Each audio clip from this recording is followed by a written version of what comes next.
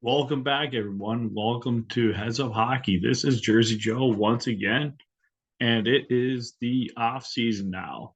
So this is going to be the interesting time of year where we get back to what the Devils can do for the 2023-24 campaign.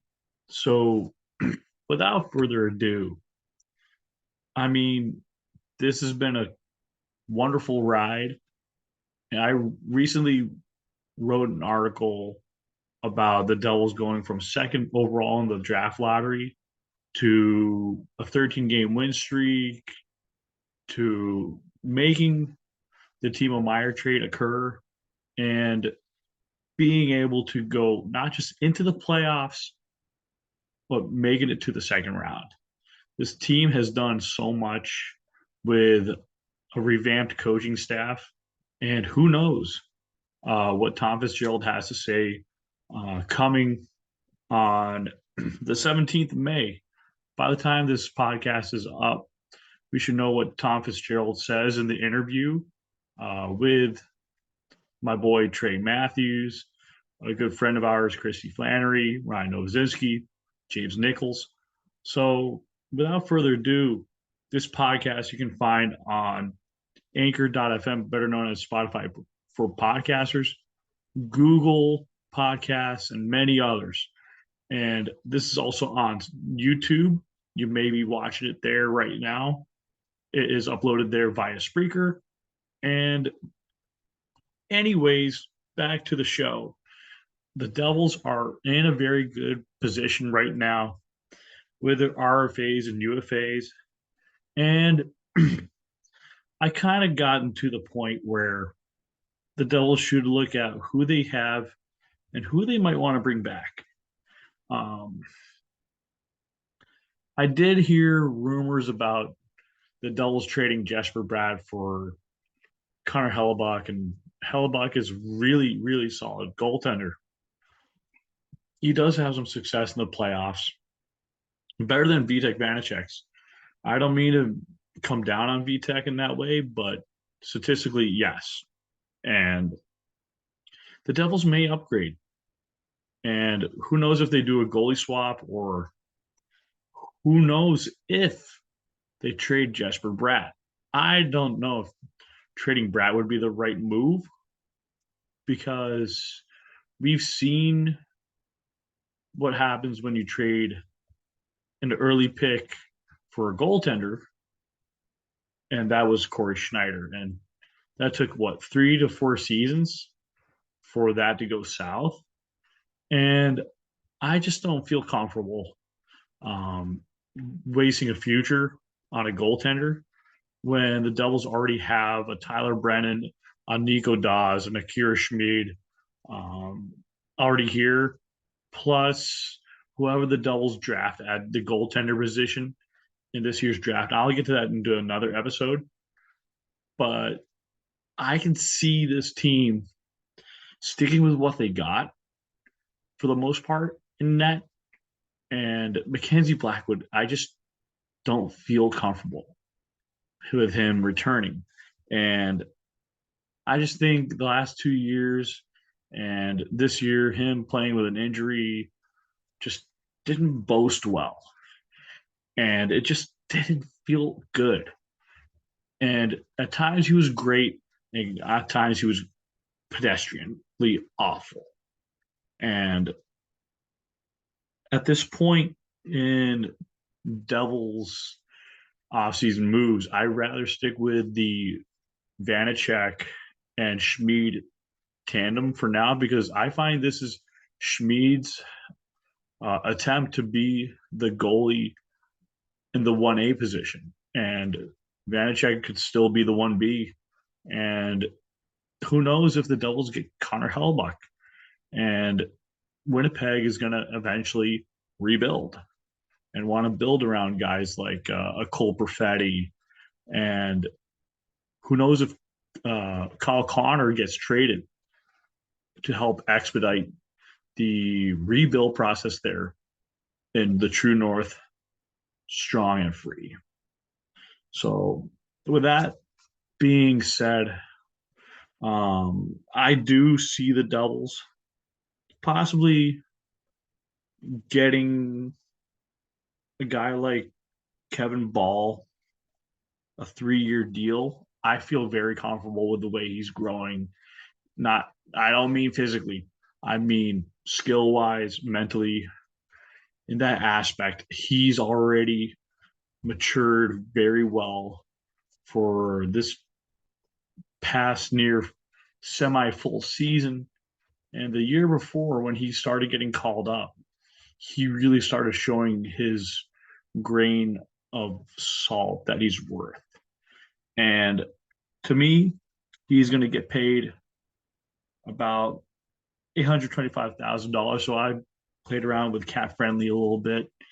And I think his physical play and his defensive play is getting to that pay grade. And he's going to be a very solid player. Next guy is Nathan Bastion. I see him here for another 3 years, $875,000 per season easily. And the way he plays on the bottom six on that fourth line, center, winger, I call him a Sasquatch because he can block shots, he can score timely points when it really matters. So when I came up with Sasquatch Analytics, the hits plus blocks, and then hits plus block points, it's something that I wanted to blend the eye test and the analytics together. So to me, he's one of the top forwards in that metric. And the next guy down there is Jesper Boqvist, the very creative type. And if some reason doesn't pop more than 20 points, I can definitely see him in a trade package because you want to move him for a more veteran playoff guy who can really benefit the doubles. And you want to have some term when you want to move a guy. And that makes it easier, plus an easy contract to eat up when it's prorated in the middle of the season. But he can still work his wonders on the top nine, bottom six. More of a third line guy at worst. And very creative, high speed. I like the way he plays. I just don't know if he'll be there longer than another season. But it's good to give him an extra term for about 2 years.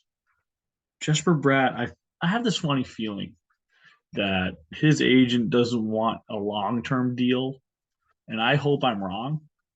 Get him for 8 years and eat up a majority of that RFA status. But something inside me says bridge deal, and it says 2 years. And Brad's going to go for the rumor was $8 million target. I'm not sure if they do that, but you want to keep the guy here. Eventually, you're going to have to pay him up and pay him for future production too, especially with the 6 points in the playoffs, the 70 something points he had. And that is huge going forward. Michael McLeod, easily 3 years in my book, $1.7 million, big pay raise. Um, that's really good for a bottom six center who wins a lot of faceoffs, physical play, performed phenomenally in the playoffs. I do want to throw caution out there. I kept Sharangovich over Miles Wood because Miles Wood still takes, timely, completely stupid, unnecessary penalties during the regular season. And yes, he looked very good in the playoffs, but I feel it's kind of time to move on. And I hope I'm wrong once again, but I feel Yegor Sharangovich is going to pop and he's going to improve upon his skating a little bit more. He's going to improve a little bit more on his shot selection and being more active to the point that he would be a better power play unit guy. And he should work with Devils coach, assistant Sergey Brilin. I think they would work well together.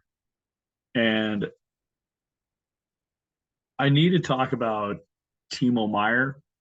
Now, given the fact that he's played in such a prorated amount of time with the Devils after being traded with Zetterlund, Shakir Muhammadulin, then you have Nikita Hotuk, and a couple of picks that the Devils had to part ways with, including the first that is now the 26th overall pick in the 2023 overall selection in the 2023 draft. So where I'm going with is this, that on paper, the qualifying offer on Cap Friendly is $10 million. I can see the Devils giving Timo Meyer 7 years. And what they're going to do is likely they're going to front load it 10 million, then 9.5 million, 9.25, 8.9, 9 million, 10 million, spread it out. And what's going to happen is that Timo's going to be here during the meat of Jack Hughes's and Nico Heischer's years, and that's going to be something that this Devils roster is going to be built around. And then whoever the Devils add during the trade deadline, I know my big dream on defense would be to get a Radko Gudas in free agency, but I doubt he does, and he probably ends up staying with Florida. But who knows what happens with Florida with the playoffs now? That might affect his status as a free agent and what could happen else there. I do have Eric Holla coming back for 3 years, 2.4 million per. Yes, he didn't score a lot in the regular season, but he's a postseason guy. He's a leader of the clubhouse. If you looked at Trey Matthews putting up the Locked On Devils podcast about what he said about Jack Hughes and Jack Hughes said about Eric Holla, the context is there. And when you have those veteran guys around, kind of like a plot, they're there to help keep the younger guys laser focused throughout the regular season and execute during the playoffs. And you want to grow that.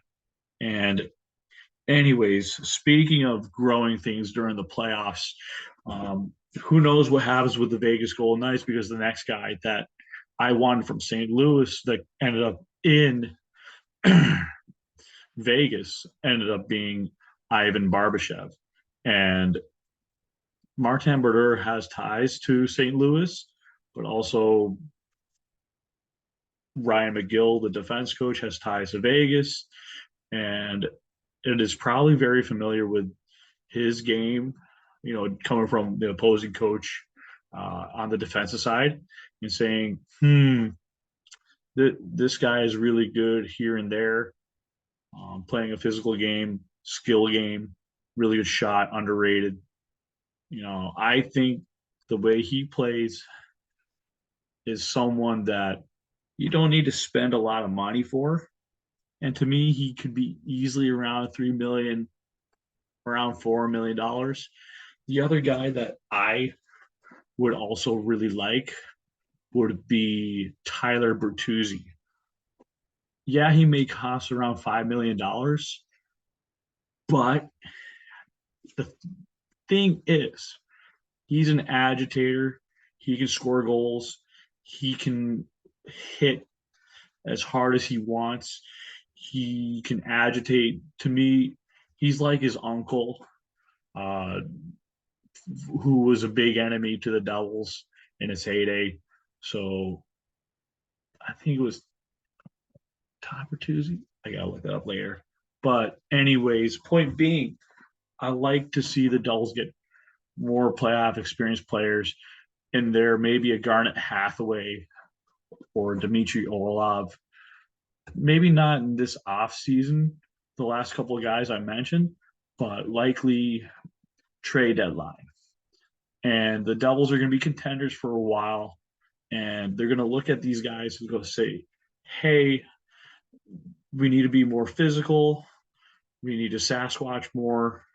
We need to show the Rangers, Flyers, Blue Jackets, maybe a Eastern Conference opponent in the Atlantic Division, maybe like Tampa Bay, and say, hey, look, we're not, just skilled guys, but we're also physical and we can play our own style of game and hold that team accountable and prevent them from getting easy breakaways.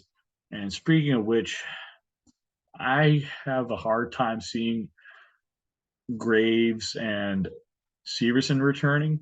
And with the rise of Luke Hughes and Simon Nemec, I see Fitzgerald wanted to get those guys up sooner. But the one guy I see returning out of those two veteran players is Ryan Graves, because he probably does turn things around a little bit more defensively and physically, but it's kind of a guessing game to see if he works on a few things. And the Devils do have a lot of guys in the pipeline defensively, from Michael Vukovic, Daniil Missoul, just signed recently, physical guy, mobile defensive guy, and can clear the crease out. You also have the potential of super defensive defenseman in Topias Villain, who might be a few years away. And I can see the Devils definitely, just looking at what they have in preseason and in rookie camp going forward after the NHL draft concludes. So, with that being said, I look at this team right now as easily second best team in the Metropolitan, maybe first in the Metro, and right around top 5, top 10 in the Eastern Conference. So, yeah, I'm just going to be like, actually more like top 5 in the Eastern Conference and maybe top 10 in the NHL standings, because the way they're designed, the way they play, the way they're coached. And who knows if Lindy Ruff is still the coach, or it's Burnett or Deneen or Breland. One of those guys will take care of this team just fine. And that's the name of the game, is to work from the top all the way down and make sure everyone is held accountable and everyone within the team plays for each other as a collective. And when you get to the playoffs, you play as a collective, you win as a collective. So, with that being said, I do see a lot happening now from between now and the second day of the NHL draft, and maybe the first day of the draft. The Devils do make a trade to help improve this roster just a little bit more. Thank you, everybody. This is Jersey Joe of Heads Up Hockey, and don't be afraid to hit that like button, subscribe. 2 more from hitting 80, and another 20 some odd numbers away from 100. Get me to 100, because this helps me, get more noticed through the algorithm of YouTube. And if you like this podcast on Spotify and anywhere else like Apple Podcasts, whatever, um, rate me as high as you can get me up there and get this show noticed. And find me on Pucks and Pitchforks and you will see some new content coming up. And thank you once again. This is Jersey Joe. Peace.